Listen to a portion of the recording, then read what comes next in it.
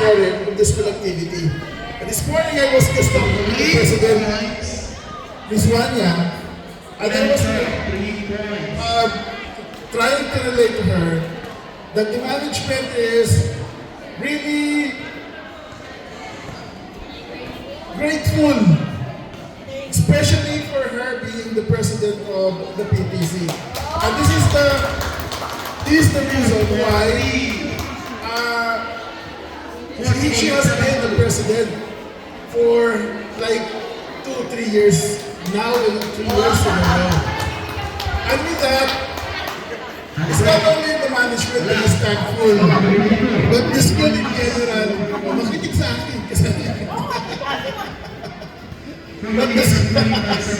but the school in general is grateful to your contributions to the growth of the school. Thank you. Yes! Yay! Thank you so much, Sir Thank you so Marlon. much. Because of that, Sir Marlon, stay. Mag-stay ka pa po, Sir Marlon. Please stay, Sir Marlon. Ikaw ang nanalo sa Rapon. Marlon, wait na! Yes, po! Tapos kami, Sir Marlon. Sir Marlon, yes, legit talaga. Marlon Alamita. Ticket number 107. Legit po. Legit talaga. Congratulations, Sir Marlon. Nakabawi ka agad.